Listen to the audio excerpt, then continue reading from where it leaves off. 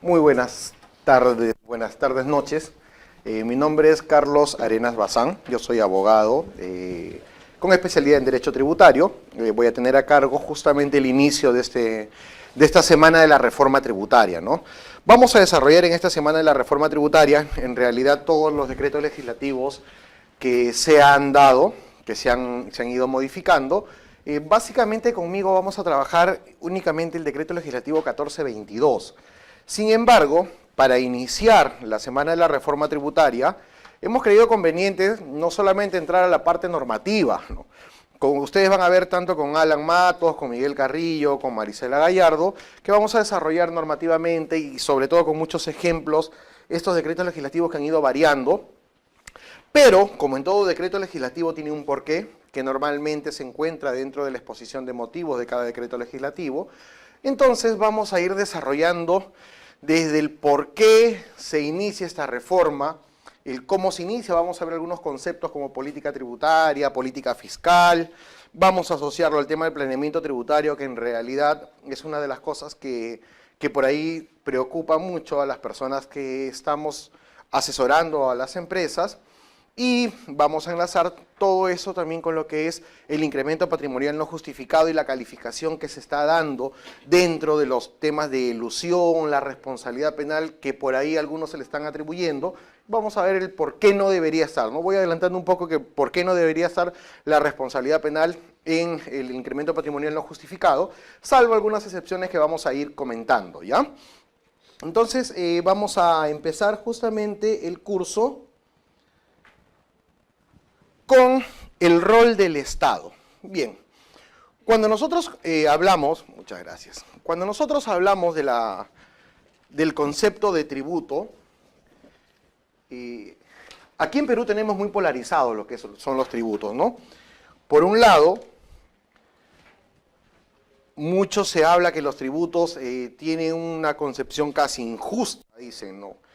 Al menos en un estado como el nuestro, donde los tributos no son invertidos o no hay una redistribución de manera equitativa o como nosotros quisiéramos, siempre existe el ¿por qué tengo que pagar tributos si finalmente no voy a ver eso reflejado en lo que es el desarrollo sostenido, ¿no? No hablando del crecimiento económico, sino únicamente del desarrollo.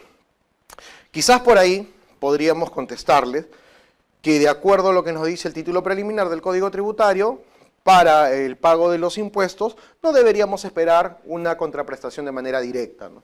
Dentro de la división tripartita de los tributos, específicamente cuando hablamos de los impuestos, nos dice que no se espera una contraprestación de manera directa. Caso distinto a cuando hablamos de las tasas, ¿no? Ahí vamos a tener una concepción totalmente distinta. Sin embargo, esto no es una disculpa, ¿no? Les decía que aquí en el Perú existe mucha polarización entre las partes de la relación jurídico-tributaria, ¿no? Tanto el deudor como el asesor del deudor y por otro lado el acreedor, que es el Estado en la figura de la administración tributaria.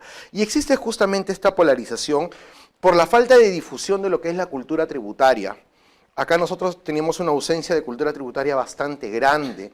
Recién para este año se ha insertado en el calendario cívico escolar, creo que la próxima semana es la semana de la educación tributaria, por primera vez se ha insertado eso y me parece que es algo bastante interesante porque es donde recién se van a insertar esos nuevos aspectos o nuevos conceptos para poder ir formando a los futuros contribuyentes desde la etapa escolar, ¿no?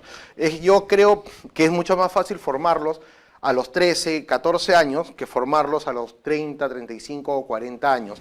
Es por eso que existe esta disparidad. Y por otro lado, la administración tributaria, que también suele crear riesgo, que es algo permitido, ¿no? Dentro de la facultad de fiscalización que tiene la administración tributaria para poder llegar a determinar la realidad económica de los hechos, que es uno de los aspectos que se habla dentro de la norma o de la cláusula antielusiva. Siempre te dice que la administración crea los riesgos. A mí me parece excelente, es más, me parece correcto que la administración cree los riesgos, pero muchas veces se están creando riesgos y respetando algunos parámetros. Y cuando se respetan algunos parámetros, tenemos que decir, oye, pero tranquilo. Nosotros, o particularmente yo, y aquí en Perú Contable la mayoría de docentes, siempre mencionamos un término que creemos, o que casi como si nos hubiéramos acuñado, y yo me imagino que deben haberlo hablado antes, pero siempre hablamos de lo que es la tributación justa, ¿no?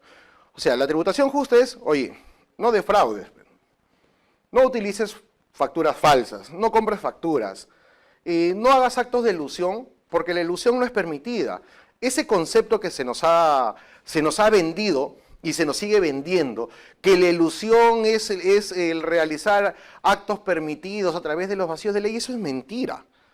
La elusión es un acto de evasión, y la evasión como concepto semánticamente es sacarle la vuelta a la administración, o si lo queremos poner nosotros de manera demasiado formal, la evasión era el anterior tipo penal a la defraudación, ¿no?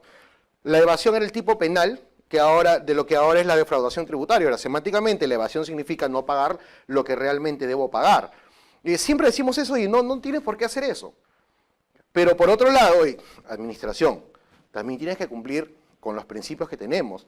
Y es que en realidad creo yo que existe esta situación del exceso de creación del riesgo justamente por el comportamiento que tiene el contribuyente, ¿no? Muchas veces el contribuyente tiene un comportamiento que hace que la administración tributaria termine enfrentándose al contribuyente. Yo he sido parte de la administración tributaria durante 11 años, hasta hace un poco más de un año que decidí alejarme de la administración, y he pasado por el área de reclamos, por fiscalización, por servicios al contribuyente y por la Procuraduría. Entonces yo veía cómo en cada una de las diferentes áreas se tenía un concepto distinto. No todos trabajaban de la misma manera. A veces hay un divorcio entre lo que se tiene en fiscalización o lo que se tiene en reclamación o lo que tiene la Procuraduría. Y justamente uno de los casos que demuestra este cambio de opinión que tienen es el bendito caso Telefónica Sunat, ¿no? O sea, para mí definitivamente la Telefónica tenía que pagar.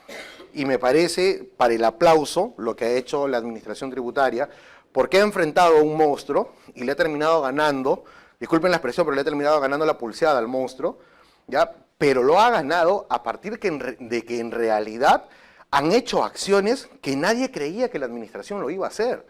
O sea, nadie se imaginaba que la administración iba a cambiar el criterio que tenía respecto al pago por la provisión satelital, ¿no?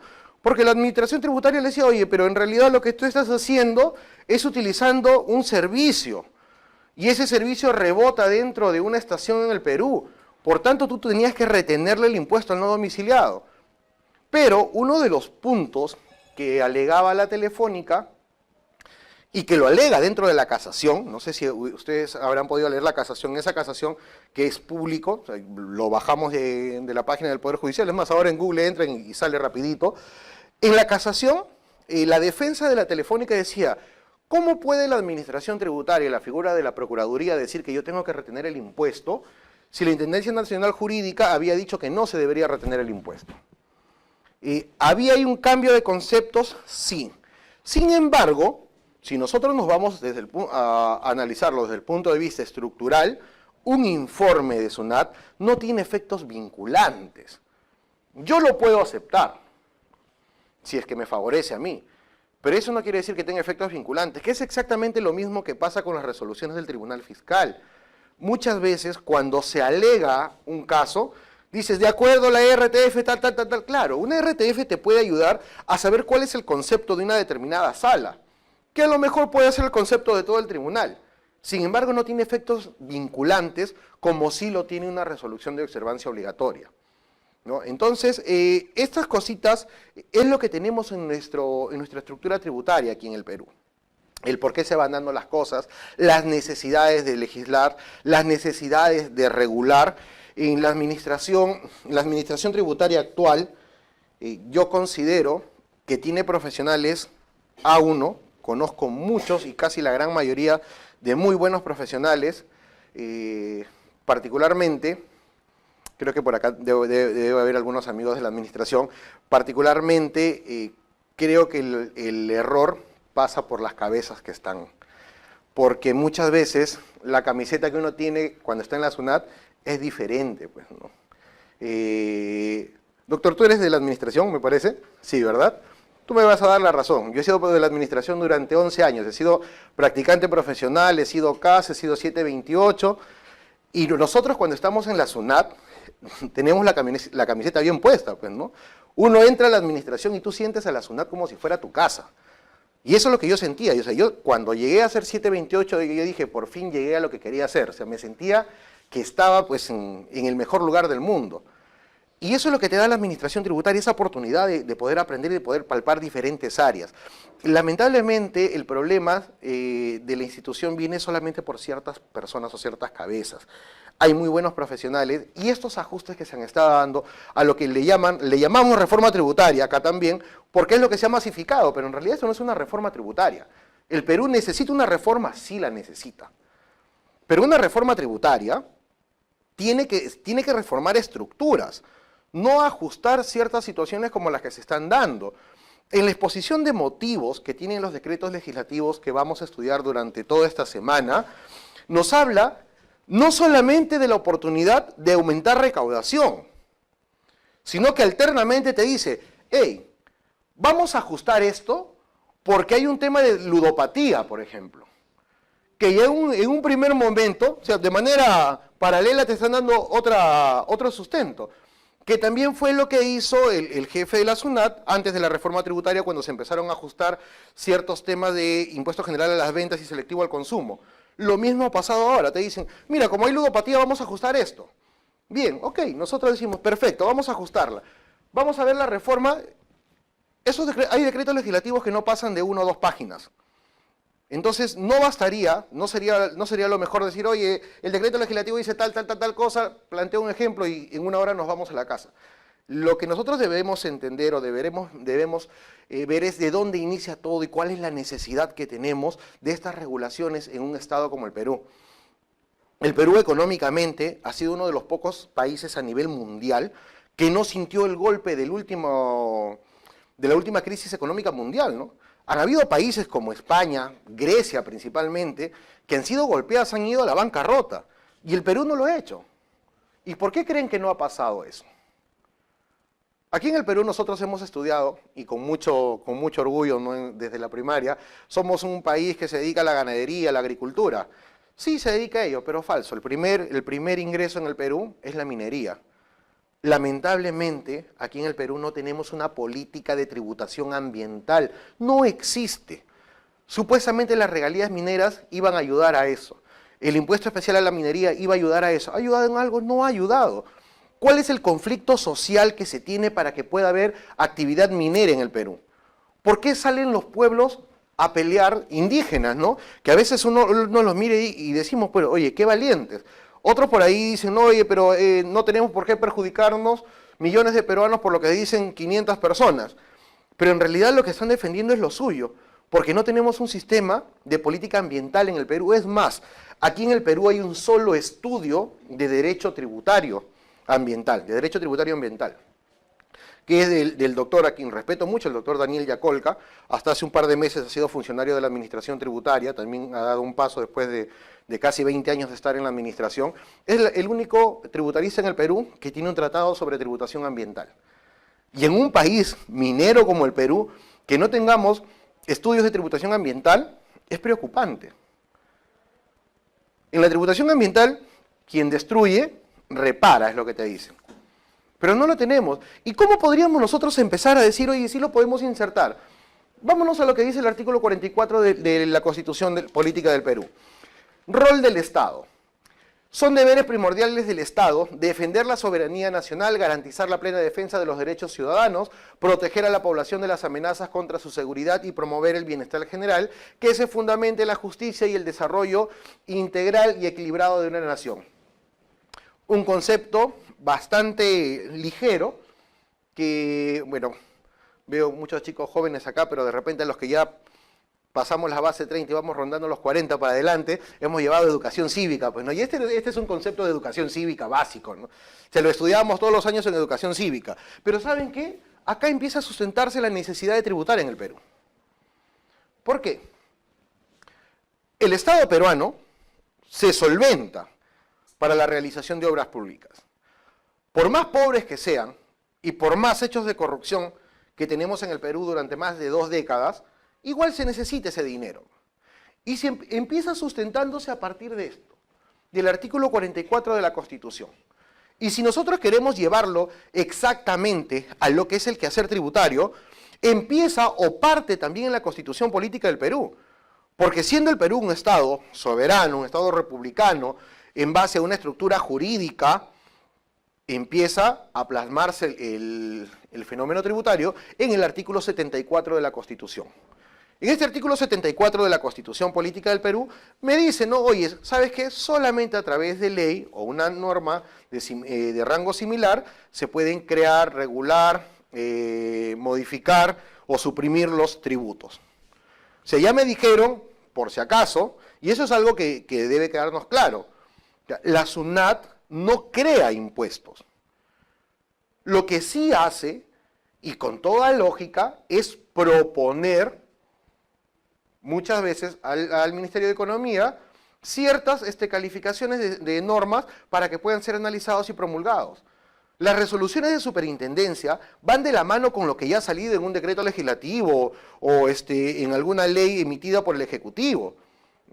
Eso es lo que sucede. Es más, en esta llamada reforma tributaria, la Intendencia Nacional Jurídica de SUNAT ha propuesto muchas de estas normas que han salido, que han sido recogidas por el MEF ha analizado, eso es lo que se ha llevado y ha salido a través de un decreto legislativo. Pero todo tiene que ver con la estructura tributaria y si nosotros empezamos ya a ver cómo nace en lo tributario, vemos que empieza con la política económica que existe en el Perú, y esta política económica necesita recaudar dinero y lo recauda a través de la política fiscal. En la política fiscal te dicen de qué manera va a estar direccionado todo el tema impositivo, pero la manera cómo se va a cobrar y a dónde se va a cobrar se ve a través de la política tributaria y esta política tributaria la diseña y la aplica la misma SUNAT. Así empieza todo este fenómeno y así empiezan las necesidades de poder sacar esta bendita reforma tributaria. Por reacciones espaciotemporales, ¿no? Lo que normalmente se le conoce como reacciones culturales. ¿Por qué? Lo que hace 30 años era necesario, ya no es necesario el día de hoy. Porque las culturas van cambiando, ¿no? Antes, como ejemplo nada más, antes cuando SUNAT quería probar, o en ese tiempo la Central General de Recaudaciones creo que era, quería probar que un hecho sea cierto, las poquísimas veces que fiscalizaba, ¿qué es lo que hacía? Señor, muéstreme sus comprobantes y muéstreme sus libros. Uno llevaba sus comprobantes de pago, llevaba sus libros, ya sí, es cierto, sí ha tenido esa operación, o no es cierto, no ha tenido esa operación, y reparaban nada más, punto.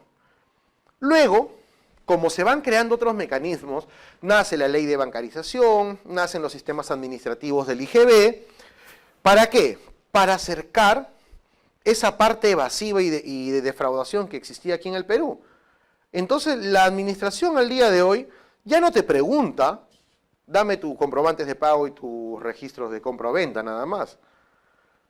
O sea, te pide bancarización, te pide el pago de los sistemas administrativos y sobre todo te manda un famoso cuestionario, ¿no? No sé si alguno de ustedes ha pasado ya una fisca, manda un cuestionario, ¿no? ¿Para qué creen que mande ese cuestionario? No es para tomarle la lección al contribuyente. En realidad, en ese cuestionario ya, existe una posibilidad bastante grande de contradicción del contribuyente y las pruebas que va a utilizar la administración tributaria con los terceros. ¿Por qué? Muchas veces nace estas presunciones a través de la DAOT, ¿cierto? La DAOT dice, oye, pero tal persona me ha declarado tal cosa y me ha dicho que no lo tiene. Entonces, así como preguntan al contribuyente, le preguntan a las otras partes también. Y empieza todo este ciclo de contradicciones. Y al día de hoy, por la determinación de operaciones no reales, no únicamente hay reparación, no únicamente hay reparo en materia administrativa, sino que el reparo también viene en la vía penal. Si bien es cierto, la ley penal tributaria existe hace muchísimos años, pero pocas eran las veces que se han aplicado, ¿no? Cuando SUNAT nace y hace la licencia social. La licencia social es algo así como que, mira, te voy a mostrar que al grandazo también le voy a cobrar y lo voy a meter preso para que tú chiquito o mediano me pagues. Y SUNAT hizo eso con una empresa bastante grande, ¿no? Una empresa que se dedicaba al rubro de del rubro editorial. Metió preso al representante legal por defraudación tributaria. Y empieza SUNAT a denunciar por defraudación tributaria. Al día de hoy, existe muchísimas sentencias a pena privativa de la libertad por la utilización de operaciones no reales, ¿no? Utilización de facturas falsas. Toda esta situación ha ido variando, pues, por necesidades de la administración, por necesidades de recaudación y por el comportamiento de los contribuyentes.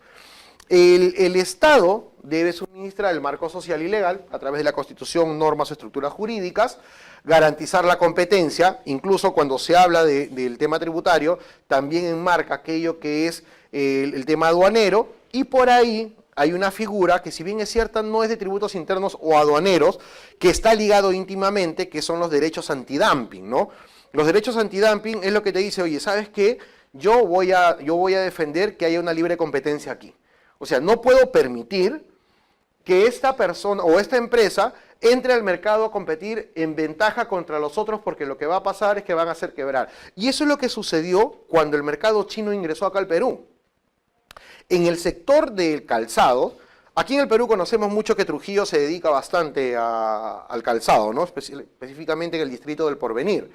¿Qué es lo que pasó? O sea, el calzado peruano es un calzado bastante reconocido en el extranjero. Es más, sabemos nosotros que mandan a hacer acá marcas muy grandes, mandan a hacer el calzado acá, se los llevan, le ponen la marca allá y eso es lo que venden. Pero ¿qué sucede cuando entra el mercado chino acá al Perú? Entra a vender casi a la tercera parte de lo que se vendía aquí en el Perú. Lo que pasó es que empezaron a quebrar las empresas y finalmente optaron solamente por exportar. Ya no hay tanto calzado como antes. Antes uno iba a Trujillo en la feria de la Piat, creo que se llama, encontrabas diversidad de calzado. Ahora ya no hay mucho. Y el calzado que hay ya no es de la misma calidad de antes. ¿Por qué? Porque había desventaja. Aún así se crearon los derechos antidumping, empezaron a regularse los derechos antidumping, que son temas de competencia, lo ven en Indecopi básicamente. El Estado debe corregir externalidades, redistribuir los ingresos, estabilizar la economía. Miren, estos dos puntos, redistribuir los ingresos, ese es un grave problema por el cual aquí la gente dice, no voy a pagar porque yo no veo manifestado mis impuestos. No podemos alegar pues que como no paga el resto yo no voy a pagar. O sea, lamentablemente no podemos decir eso. Y el último punto, estabilizar la economía, eso es lo importante y lo interesante en el estudio de la materia tributaria. Esta reforma tributaria no solamente está hecho para cobrar un poco más. Si bien es cierto, está realizado porque se necesitan procedimientos como estos, pero básicamente es para estabilizar la economía. Una política fiscal o una política tributaria mal llevada nos llevaría a índices de inflación bastante preocupantes, porque los impuestos son, en primer lugar, la principal fuente de financiamiento del gasto público. En segundo lugar, es el primer estabilizador y más fuerte estabilizador de la economía en un país. A tal punto que cuando el Estado necesita que haya mayor compra en el mercado, ¿qué es lo que suele hacer? Baja impuestos. Y si necesita que haya menos compra, sube impuestos. Y eso lo hace el Estado cada 2 años, ¿no?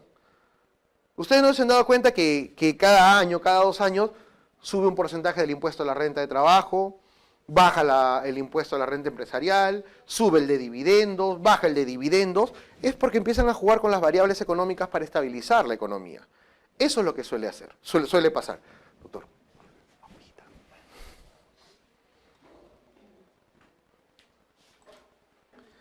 Vamos a ver. Vamos a llegar vamos a hablar sobre análisis económico de los impuestos para llegar hasta el decreto legislativo 1422. Posteriormente vamos a asociarlo con lo que es planeamiento tributario y vamos a terminar asociándolo a lo que es el incremento patrimonial o variación de patrimonio. Y así vamos a desarrollar el día de hoy este inicio. Ya el día de mañana, tienen con Marisela, creo, ¿no? O con Alan Matos van a ver de vengados, con Alan van a ver varios temas prácticos y luego van a verlo con Miguel también. Ya, muy bien. Entonces, ya empezamos a ver desde dónde parte el tema tributario, ¿no? Muchas veces me ha tocado que cuando yo empiezo a hablar de la estructura tributaria, específicamente cuando converso con amigos contadores, la mayoría de ustedes son contadores la mayoría, ¿no? ¿Algún abogado hay acá? Soy el único desalmado, entonces. Y lo que pasa es que muchas veces cuando empiezo con estructura tributaria, al inicio me ponen cara fea, como diciendo, yo no he venido por eso, ¿no? Yo quiero ver cuánto voy a pagar, de qué manera voy a pagar menos y eso, pero después van a ver cómo poco a poco se van dando cuenta el por qué es importante la estructura tributaria. Y es que muchas veces a través de la estructura tributaria yo puedo llegar a saber si voy a pagar o no voy a pagar un impuesto. Ejemplo chiquito, ¿ya? ¿Ustedes han escuchado de las bitcoins? Las criptomonedas, ¿no? ¿Ustedes qué dicen? ¿Debo pagar impuesto o no debo pagar impuesto por las criptomonedas? ¿Saben que las criptomonedas yo gano un dinero por eso, no? ¿Debo pagar impuesto o no debo pagar impuesto? Sí se debe pagar impuesto. ¿Ya? ¿Por qué creen que debe pagar impuesto? Díganme, normal, yo no les he dicho si yo pienso igual o no. Generación de rentas. ¿Alguien más piensa igual o está en contra? NA, ¿necesito ayuda? En la medida que represente un incremento de su patrimonio, debería estar grabado. Muy bien. En realidad nosotros vamos por ahí, ¿no? Aumenta mi renta, aumenta mi patrimonio. El tema empieza por lo siguiente. Cuando yo hablo del principio de legalidad y reserva de ley, me dicen, oye, solamente a través de ley o norma de igual rango, tú vas a saber si pagas impuestos o no. Es más, en el título preliminar, ¿qué me dicen? Por analogía, no puedes hacer pagar impuestos, no puedes gravar una acción. Bien, cuando yo voy a analizar la ley del impuesto a la renta, cuando hablo de patrimonio, no existe algo que me diga que yo debería pagar las criptomonedas.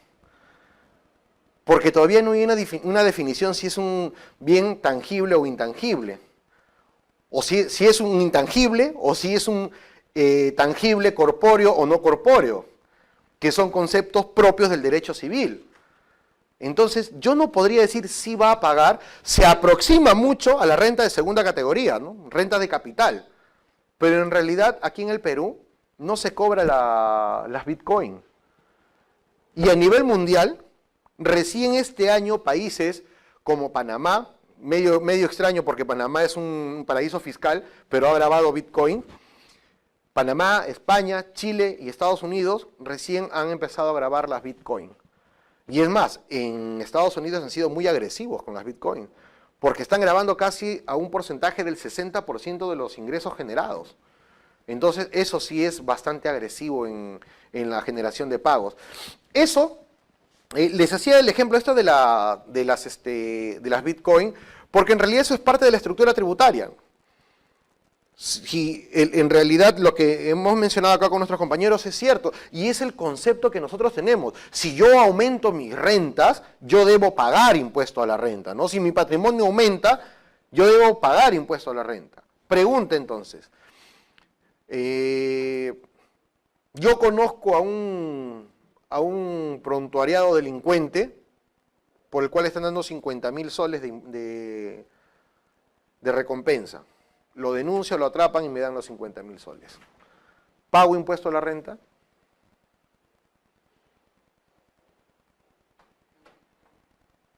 Porque aumenta mi patrimonio. Ya. ¿Quién dice que no? No paga impuesto a la renta. ¿Por qué no paga impuesto a la renta? Porque no ha sido generado producto de una actividad que yo haya desarrollado. Muy bien, muy bien. No hay desarrollo de un aspecto que me lleve a decir que esto es ingreso grabado. Y es más, vamos al artículo 1 y 2 de la ley del impuesto a la renta. No la encontramos grabada. Eso es lo bonito de la estructura tributaria. Por ahí empezamos a saber cuándo algo sí va a estar y cuándo algo no va a estar. Y por qué aparece y por qué desaparece. Aunque parezca una canción, aparece y desaparece. Pero es básicamente el por qué se estudia esto. Y ahora que vamos a empezar con la reforma tributaria, hemos creído conveniente tocar este tema, ¿no? Yo le decía aquí a nuestro CEO de Perú Contable, le digo, me estás mandando a dar la parte más fea porque cuando me escuchen la primera media hora hasta una hora me van a estar chancando internamente. Ojalá que después vayan cambiando de concepto, nada más. Pero, ya continuando, miren, cuando hablamos de tributos, ¿qué cosa es un tributo? Antes de ver eso, doctora, ¿cuál es su nombre? Rubí, ¿qué cosa es un tributo para ti?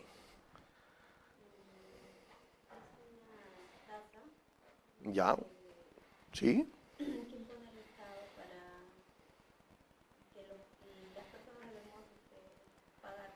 Ya, muy bien, una tasa impuesta por el Estado. Doctor, ¿cuál es su nombre? Willard. Willard, ¿qué cosa es un tributo para ti? Una contraprestación, ya. Aspecto dinerario, ¿no? Pecuniario. Muy bien, ya hablamos de cuantía. Doctor, ¿qué cosa es tributo para ti? Un impuesto, me han hablado de tasas, impuestos, faltaba nada más que me digan contribuciones y teníamos el aspecto tripartito. Los tributos es una contraprestación, sí. Es de índole obligatoria. O sea, yo no puedo decir renuncio a pagar impuestos. Desde el momento que vivo en un estado de derecho, estoy obligado a pagar impuestos. Por tanto, es de índole obligatorio, tiene matices de cuantía, es regulador de la economía, tiene aspectos cualitativos. Eso es un tributo y eso es lo importante. Los tributos son instrumentos de la política económica y la principal fuente de financiamiento del presupuesto nacional. Deben permitir el cumplimiento de los objetivos y metas trazadas para el año fiscal. En consecuencia, es un medio para alcanzar el bienestar. Correcto. Aquí en el Perú, mucho hablamos o confundimos lo que es crecimiento económico y lo que es desarrollo o desarrollo sostenido, ¿no? Son conceptos distintos, pero muchas veces lo equivocamos. ¿Y cómo lo equivocamos? ¿Cuántos de nosotros hemos escuchado en las noticias, el Perú sigue en crecimiento económico a nivel internacional, es el país que mayor crecimiento económico ha tenido? ¿Es cierto? Sí es cierto. Pero nosotros lo palpamos, la verdad no lo estamos palpando. Y muchas veces dicen, no, es mentira, esos cuadritos son falsos, en el Perú no hay crecimiento económico. Sí hay crecimiento económico. Lo que no tenemos es desarrollo. ¿Por qué? Porque el desarrollo es el objetivo de este crecimiento económico. Si yo tengo porcentajes que han ido en aumento respecto a la economía, esto debe manifestarse también en el desarrollo. ¿Qué cosa es desarrollo? Educación, seguridad, salud, vivienda. Esos son aspectos del desarrollo sostenido. Y eso es lo que nosotros aquí en el Perú todavía adolecemos. ¿No tenemos un desarrollo sostenido adecuado? La verdad, no lo tenemos. Y es lo que nosotros deberíamos mejorar, ¿no? Estos aspectos, cada reforma o cada ajuste tributario que existe, en realidad para muchos de nosotros que estamos inmersos en el quehacer tributario, siempre guardamos la esperanza de que venga algo nuevo y que permita acercarnos al desarrollo sostenido. Miren,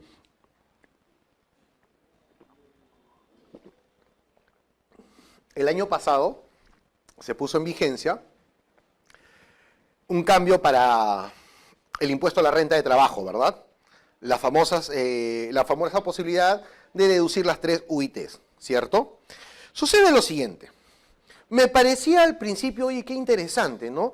Se va a poder acercar a lo que realmente manifiesta la economía del pueblo. Sin embargo, cuando uno hace un análisis, no se va acercando, pues. ¿Qué es lo que te permiten deducir? Te permiten deducir, por ejemplo, 3 UITs, dentro de las 3 UITs, el 30% de los intereses, ¿no? Que también solamente hasta este año va a tener vigencia. De los intereses por primera propiedad. No por única, sino por primera vivienda. Ahora, ¿quiénes están en la posibilidad de tener un crédito por primera vivienda? No lo tiene cualquier persona. Los últimos estudios nos dicen que para que tú accedas a un crédito hipotecario, tienes que tener por lo menos unos ingresos, ingresos familiares, de hasta 5.000 soles. Si no, no te van a dar este crédito hipotecario, ¿no? Salvo algunos proyectos como Mi Vivienda o Techo Propio. Ahora, ¿quién tiene en el Perú 5.000 soles de ingresos? De repente acá en Lima es mucho más sencillo decir, 5.000 soles sí lo puedo tener. Pero ustedes créanme que en provincia con 5.000 soles viva recontra tranquilo. Porque allá el día que le pongan de pasaje 2 soles de un lugar a otro, la gente va a protestar. Aquí en Lima el tráfico es un regulador de muchas necesidades. Entonces no nos permiten acercarnos a la realidad. Y esto me lleva a analizar algo. Cuando nosotros hablamos del impuesto a la renta en general, pero ahora vamos a hablar del impuesto a la renta de trabajo, existen dos variables muy concurridas. Estas variables son, de acuerdo al principio de igualdad, deviene el principio de equidad. Y el principio de equidad me muestra las variables de la equidad horizontal y la equidad vertical. ¿Qué cosa es la equidad horizontal y qué cosa es la equidad vertical? La equidad horizontal, ¿ya?, es la que me permitiría a mí deducir todos los gastos personales que yo tenga. Y la equidad vertical es la que tenemos el día de hoy. ¿Qué es lo que deducimos en la renta de trabajo? En la cuarta categoría, el 20% de la renta bruta menos las 7 UITs y la posibilidad de la deducción de las 3 UITs, ¿no?, que ya se acaba. Y en la quinta categoría, deducimos solamente 7 UITs y la posibilidad de las 3 UITs. Que podríamos decir, oye, pero sí es correcto. Gabriela, no. Rubí, algo con la Vera. Rubí, Marita. ¿Alguna de las dos es casada? Ya, vamos a suponer que una de las dos es casada y tiene hijos, ¿ya? Y ambas trabajan en el mismo lugar, perciben el mismo sueldo. Entonces, si yo les digo, ustedes trabajan en el mismo lugar y perciben el mismo sueldo y pagan el mismo impuesto a la renta, me dirían, oye, pero es correcto. Y nosotros de repente diríamos, sí, pues es lo más correcto. Pero viene por ahí una cosa, estaba con la derecha, así que tú vas a ser la casada, ¿ya? Pero nuestra amiga Marita es casada y tiene 2 hijos. Y ella tiene que compartir los gastos con su esposo para pagar seguros, para pagar educación, ropa, etcétera, etcétera. Pero nuestra amiga Rubí solamente gasta los días viernes cuando dices fin de mes, pagaron ya, ¿no? Y solamente gasta en ella. La pregunta, ¿sería justo que ella, teniendo otras obligaciones, pague el mismo tributo que ella? No habría un sentido de justicia correcto. Y a eso le llama la equidad horizontal. Aquí en el Perú tenemos la equidad vertical. Ahora, sería muy fácil empezar a criticar y decir, ¡ay, qué malo el Estado, qué malo la SUNAT, no lo paga! ¿Saben cuál es el problema? Que en algún momento aquí en el Perú sí había esa posibilidad, pero se quitó. ¿Y por qué creen que se quitó? Porque aquí en el Perú empezaron a inventarse hijos. Empezaron a inventarse préstamos, y eso ha ido variando.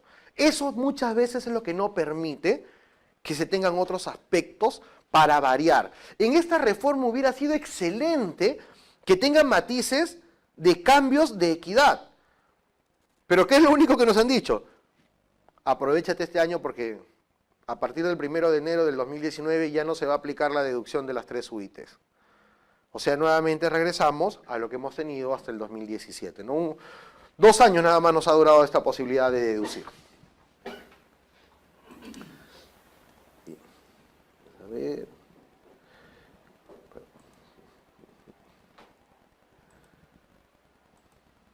Ya. Ajá. Ahora, la importancia de los tributos viene acá. Con este cuadrito es bastante sencillo de poder, por acá me dicen, yo soy abogado, muy bien, Natalia Tábara, somos 2 abogados, ya. Nos están mandando saludos desde Cajamarca, saludos para todos nuestros amigos de Cajamarca, no sé en cuál de todas las cámaras es, televisión, no sé qué cámara es. Mire, cuando hablamos de los impuestos, en este cuadro me explica el porqué de la importancia de los impuestos. Ya, el porqué de la importancia de los impuestos. Yo recuerdo cuando hice el CAT-SUNAT, llevamos un curso de análisis económico de los impuestos y también hicimos un cuadro así. ¿Por qué? Miren cómo todo lo que hemos estado hablando empieza a reducirse a esto. ¿Cómo puedo generar ingresos para solventar el gasto público? Préstamo interno, préstamo externo o la recaudación tributaria. Aquí en el Perú hemos estado endeudados con los préstamos externos, pero por muchos años, ¿no? Incluso un expresidente desconoció la deuda, el otro se salió y hasta que se empezó a pagar. Todo un caos. Si yo pido un préstamo, un crédito externo o un crédito interno, aparte del monto que me han prestado, yo voy a pagar intereses. Por tanto, ya el monto a pagar es mayor. En los tributos no tengo intereses, porque yo no voy a devolver nada, yo solamente voy a cobrar. Ahora, ¿quién paga? Acá me dice todos los ciudadanos, el contribuyente. Todos los ciudadanos, ¿por qué? Porque hasta un niño que recién ha nacido también se consideraría que paga esos préstamos. ¿Por qué? Porque recuerden que los impuestos no tienen una contraprestación directa, sino que en los impuestos el beneficio es potencial. Yo podría o no podría aprovecharlo. Carreteras, colegios, centros de salud, universidades, etc. Por eso te dice que lo pagan todos los ciudadanos. Porque mientras yo más tenga que pagar, menos obras públicas puedo hacer. En el caso de los tributos, por principio de capacidad contributiva, ¿quién va a pagar? Soy el contribuyente. O sea, si yo no tengo oficio ni beneficio, si yo no tributo, no tengo que pagar nada, ¿no? De repente mis ingresos no están en el rango para tributar renta de trabajo, no voy a pagar nada. Entonces se va a sustentar solamente en el contribuyente que por principio de capacidad contributiva va a terminar aceptando o va a terminar pagando esos impuestos, que sería la recaudación tributaria. Y esto permite que al día de hoy el Perú no tenga... Creo que debe ser uno de los países en Sudamérica que menos préstamos o menos préstamos tiene. El monto simplemente es lo que se viene arrastrando de años anteriores. Y acá tenemos este cuadrito. Mire, para llegar al bienestar, empezamos. Adecuada presión tributaria. Bien. ¿Qué cosa es la presión tributaria? La presión tributaria es aquello que yo necesito como Estado, como SUNAT, realizar para que el contribuyente me pague lo que debe pagar.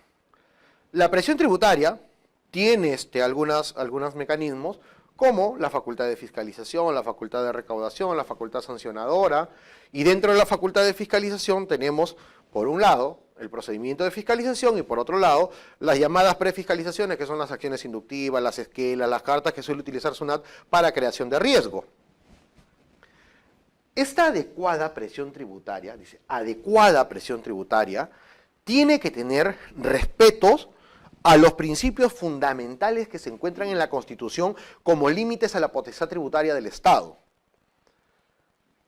Principio de igualdad, principio de reserva de ley, principio de legalidad, principio de no confiscatoriedad, principio de respeto a los derechos fundamentales de las personas, y con estas, a su vez, tienen algunos principios no explícitos, sino que están de manera implícita, como el principio de equidad, el principio de capacidad contributiva, el principio de seguridad jurídica, el principio de verdad material.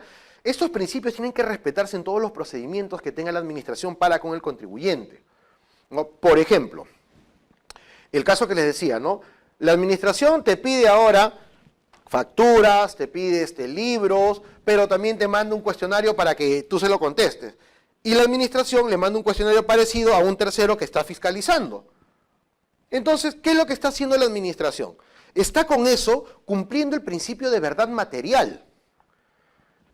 Porque incluso el Tribunal Fiscal se ha manifestado diciendo, hey, administración, por un acto presuntivo, porque muchas veces SUNAT fiscaliza a través de las presunciones, un acto presuntivo no solamente debe decir, yo presumo que estás teniendo menos estos ingresos, sino te tiene que decir, yo presumo por esto.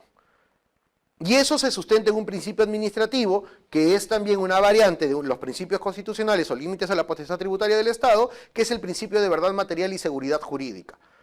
Si la administración tributaria no haría eso, entonces recaería en un problema. ¿Por qué? Recordemos que aquí en el Perú, ¿ya?, la carga de la prueba la tiene el contribuyente. O sea, si el contribuyente dice, no es verdad lo que dice la SUNAT, entonces el contribuyente tiene que probar. Pero antes de eso, por principio de verdad material, para que un contribuyente pueda probar algo y se pueda hacer caso, por así decirle, a la debida defensa del contribuyente, el contribuyente tiene que saber qué cosa es lo que se le está imputando. Eso es lo que debe saber. Entonces, ese respeto que se debe tener la administración tributaria es una adecuada presión tributaria.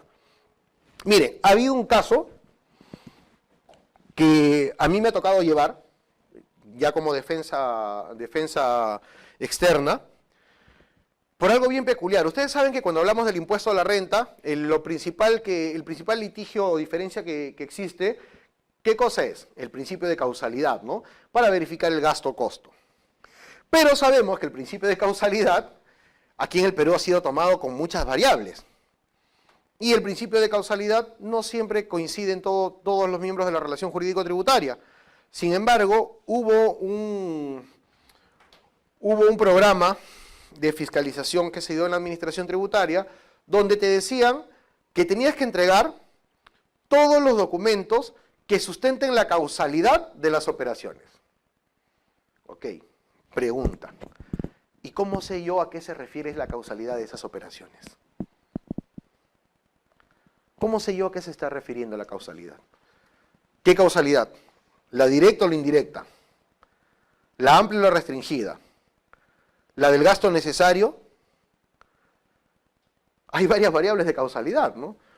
Yo puedo decir, oye, no, yo sí acepto la de la administración tributaria. ¿Y qué tal si la persona, el fiscalizador que va a tener a cargo ese tiene una concepción distinta? Entonces, ¿qué es lo que sucedió? Eso normalmente, si le llegara a ustedes, podrían tumbarse ese requerimiento con una queja ante el tribunal fiscal, ¿no? ¿Por qué? Porque no hay una debida motivación. O sea, al decirte actos causales, no sabemos a qué se refieren los actos causales. Tendría que decir los actos causales y detallarte cuáles son los documentos que deberías presentar. De no tenerlos, por un error en el procedimiento, podrías presentar una queja ante el tribunal fiscal y tumbarte esa resolución. En el caso que me tocó ver, ya habían determinado en fiscalización, o sea, ya lo cogí incluso cuando se estaba esperando los resultados de la etapa de reclamación. En el tribunal fiscal, finalmente se ha ganado ese procedimiento y el tribunal fiscal ha confirmado el criterio que se tenía y le decía a SUNAT, tú no puedes determinar de manera presuntiva un acto que no has motivado. ¿Por qué? ¿Qué se supone que si yo le entregaba el aparente sustento de la causalidad y la administración pensaba distinta? ¿Dónde está el principio de seguridad jurídica? ¿Dónde está el principio de predictibilidad? Entonces, en base a eso, el tribunal ha fallado diciéndole SUNAT, vuelve a foja cero todo. O sea, claro, en este caso no es que me han dicho ya no vas a pagar nada, sino que es lo que han dicho, ¿sabes qué? Inicia todo el procedimiento nuevamente. Y en realidad en ese caso, lo que nosotros queríamos era eso, porque sí teníamos el sustento suficiente para poder presentar, pero valgan verdades, en el momento que se pidió no se tenía toda la documentación. Recién se ha ido reconstruyendo y ahora nos han dado tiempo, ahora que vuelvan a presentar la fiscalización se va a poder sustentar. Eso nos permite afrontar fiscalizaciones, eso es lo importante en la estructura tributaria. ¿Ya? ¿Por qué?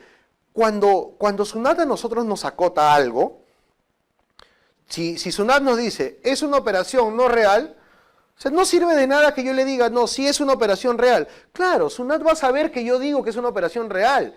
El tribunal fiscal va a saber que yo digo que es una operación real, pero lo que buscan es que yo le pruebe y que le diga es una operación no real o una operación real por este motivo. Muchas veces el sustento va desde el punto de vista de la estructura tributaria. Y esto es lo que vamos estudiando en cada aspecto que sale, en cada norma que sale, en los decretos legislativos que están saliendo ahora. Esta adecuada presión tributaria me lleva a un equilibrio fiscal. ¿Por qué? Porque si hay una adecuada recaudación, las variables de oferta y demanda tienen un punto de equilibrio, por tanto no habría inflación. Recuerdan que al principio les decía, es muy importante los impuestos porque permiten mantener un equilibrio económico. Esto es lo que nos dice con el equilibrio fiscal. Hay estabilidad monetaria, definitivamente el Perú debe ser una de las monedas más fuertes que existe en Sudamérica en estos momentos. En algún momento hemos estado como está Venezuela ahora, ¿no? O sea, donde pagaban en bolsas negras. Yo recuerdo que mi papá trabajaba en Cider Perú, en Chimbote, les pagaban unas bolsas negras grandotas. Y yo pensaba que mi papá era millonario, ¿no? No sabía que no tenía valor ese dinero. Y esta estabilidad monetaria me lleva a tener una estabilidad económica para la inversión en las necesidades públicas. Esta inversión en las necesidades públicas adecuadas me lleva a un crecimiento sostenible o desarrollo sostenido que finalmente deviene en el bienestar. Para eso se crean todas las situaciones tributarias. Y ahora, como les decía, para ver el aspecto tributario tengo que pensar en la política fiscal, ¿no? La política económica es la que se realiza todos los años a través del presupuesto y que deviene de la Constitución, ¿no? Aquí en el Perú tenemos una economía social de mercado. La política fiscal es la que me permite decir cuáles son las necesidades de recaudación y las formas que vamos a tener para poder recaudar ese dinero. Esta reforma tributaria, ¿ya?, es la mejor muestra de lo que es la política fiscal. Esa es la política fiscal. Uno de los principales medios para solucionar los problemas macroeconómicos, crecimiento económico, empleo, estabilidad de precios, equilibrio exterior, distribución de ingresos, y que permite manejar gastos, ingresos, endeudamiento, financiamiento. Por ahí vamos por la política fiscal. Los gastos y tributos generan distorsiones en las decisiones de los agentes diferentes de mercado, afectan las variables fundamentales, producto, empleo, precios, cuentas externas. Como ustedes se van a dar cuenta, no solamente se trata de aumento un impuesto, regula un impuesto, sino todo lo que significa, todo lo que repercute en estos cambios. O sea, el decirnos, antes de que salga la 29215, que es la ley de flexibilización del IGB, que para la utilización de la anotación en el registro durante los 12 meses siguientes, se tenía que utilizar solamente el crédito fiscal en el periodo, ¿no?, antes de que salga esa norma. Ahora te permiten utilizarlo durante 12 meses después. Y ahí también hay un error de interpretación. Porque muchas veces dicen que te permiten utilizar el crédito fiscal durante 12 meses siguientes. Y en realidad lo que dice la norma no es eso. La norma te dice, te permito anotar tu comprobante de compra durante los 12 meses siguientes y utilizar ese crédito en el momento que tú lo anotes. O sea, si tú lo anotas al día de hoy, no puedes utilizarlo el otro mes o 6 meses después, tendrías que utilizarlo en el momento de la anotación. Y ese es un error bastante recurrente. Es un error bastante recurrente y recuerdo cuando yo estaba en servicios del contribuyente, algunos compañeros míos cuando orientaban decían, no, usted anota el comprobante y lo puede utilizar durante 12 meses siguientes. Oye, no es cierto eso. Estás causándole un problema al contribuyente porque si lo coge un fiscalizador que conoce las normas, lo va a reparar. Y es más, recién hace un par de años atrás es que salió el Tribunal Fiscal a decir, por si acaso la mala utilización del crédito fiscal no hace que pierdas el crédito, sino que lo muevas nada más, ¿no? Claro, en el caso de que tú hayas anotado y no lo hayas utilizado, ahí sí habría una pérdida de ese crédito, a menos que tú quieras rectificar y empezar a arrastrar todos los periodos que ya declaraste.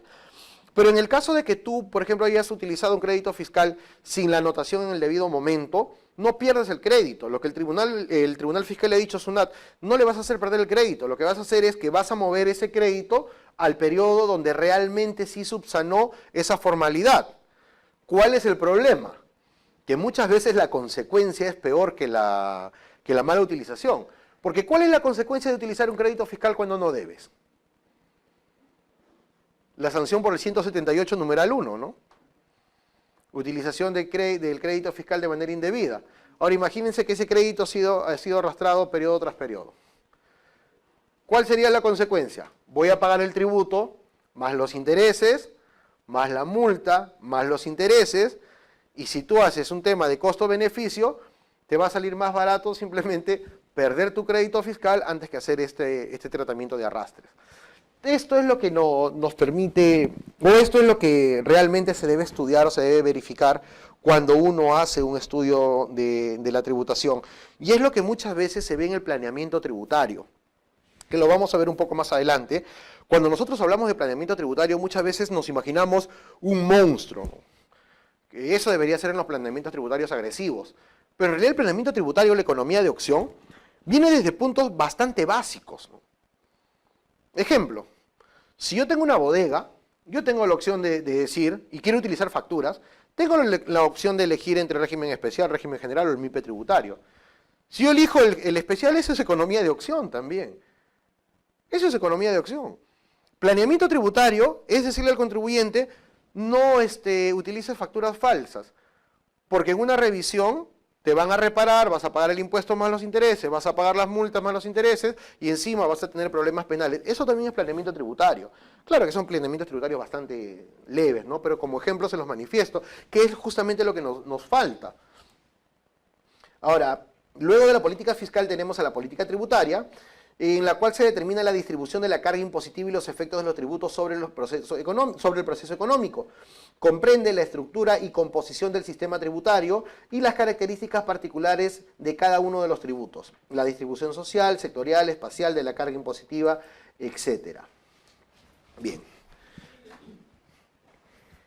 En la política tributaria vemos qué impuestos se van a gravar, quiénes contribuyen, qué se grava, cuál va a ser la tasa, y las políticas sectoriales, ¿no? Políticas sectoriales, ejemplos, son como la ley de la Amazonía, algo así que tienen ciertos beneficios. Ahora, por aspectos de política tributaria y política fiscal, ahora aquí en el Perú hemos verificado que existe una necesidad realmente de quitar los aspectos de exoneraciones.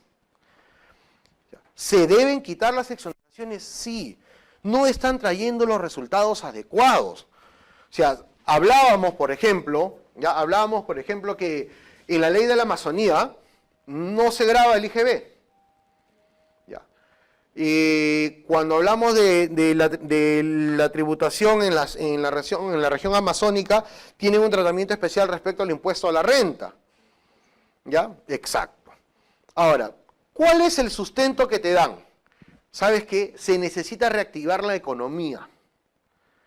En realidad, yo he trabajado, cuando estaba en la administración tributaria, estuve por un espacio de 5 o 6 meses en Tarapoto, y yo veía los ingresos, y en realidad yo decía, oye, pero ¿por qué se tiene que reactivar la economía acá?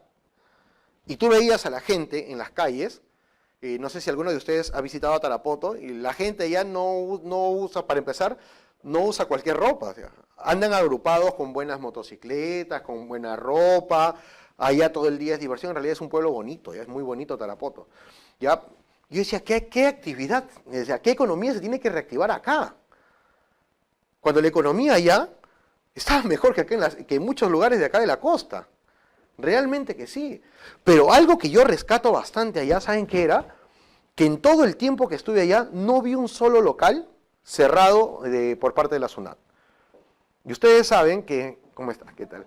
Ustedes saben que la SUNAT solamente cierra locales por la no emisión de comprobantes o por la emisión de comprobantes que no son considerados como tal de acuerdo al reglamento. O sea, es falso que se tiene que cerrar por deuda. Eso es falso, hay que quitarse eso de la cabeza. Entonces yo me di cuenta, oye, pero allá la gente tiene cultura tributaria porque te emiten sus comprobantes. Y cuando yo me iba así, pues pasaban los 5 soles, automáticamente te entregaban el comprobante. Es algo digno de resaltar.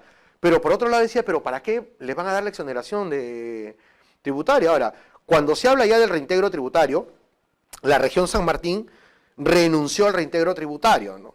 Y ellos hicieron un fideicomiso por el cual el Estado le paga, o sea, le da un dinero de manera anual para que hagan sus obras públicas, que me pareció bastante interesante. Sin embargo, ¿qué es lo que empezaron a hacer? Como en San Martín renunciaron a eso, pero tenía la única vía de transporte terrestre para entrar a Loreto es pasar por San Martín, ¿qué es lo que empezaron a hacer? Empezaron a falsificar los sellos de la garita de control. O los fedatarios, hubo un grupo de fedatarios, estaban coludidos y finalmente 25 fedatarios fueron denunciados penalmente. ¿Por qué? Por temas de defraudación tributaria. En la época que estuve allá, tuve la poca gracia en realidad de tener que llevar esos procesos porque estaba encargado de la Procuraduría allá, pero era gente que tú trabajabas con ellos todos los días. O sea, yo llegaba y los veía, porque encima ellos habían ingresado a su acción de amparo para que no sean despedidos. Era lo peor de todo, que a ellos no se les había podido despedir, y ellos tenían una acción de amparo, y yo todos los días llegaba y los veía, y ponte, un día me determinaban audiencia, y yo tenía que ir en audiencia en defensa del Estado, viendo a los compañeros con los que trabajaba todos los días. O sea, eso ha generado estos beneficios. ¿Qué otra cosa? El drawback, la restitución arancelaria. ¿Cuántas noticias hemos visto que se ha denunciado penalmente por defraudación aduanera por justamente temas del drawback? Porque inventan operaciones. En realidad, estas exoneraciones, en un tratado realizado por el maestro Francisco Ruiz de Castilla, nos hablaba de estas exoneraciones como una recaudación negativa, una desgravación tributaria. ¿Y esto afecta al fisco? Sí. Porque acá uno de los principales problemas que tenemos tributariamente es que no tenemos una ampliación de la base tributaria. Y si no tenemos ampliación de la base tributaria y el Estado necesita cierto número de dinero, ¿qué es lo que va a suceder?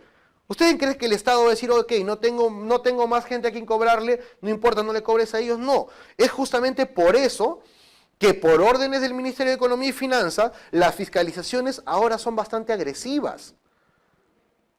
¿O no lo sentimos así? En realidad son bastante agresivas. Y si ustedes se han dado cuenta, cada vez empieza a acercar más el tema contable y el tema jurídico. Por eso que a la fecha, para poder afrontar exitosamente una fiscalización, yo creo que no lo puede afrontar solamente un abogado, o solamente un contador, o solamente un administrador. Lo mínimo que tendría que haber es una relación de apoyo entre el contador y el abogado para poder afrontar una fiscalización o un procedimiento contencioso. Porque los filtros cada vez son más fuertes. Y eso se da porque la presión tributaria y la política tributaria estatal es ahora sí. ¿Qué impuestos tenemos? Tenemos los mismos impuestos de siempre, ¿no? Los más famosos, los más populares, ¿no? Los chicos realities de los impuestos, el impuesto a la renta y el IGB. Pero tenemos impuestos que son insignificantes en el tema impositivo o en la cuantía, pero que no van a desaparecer. El ITF,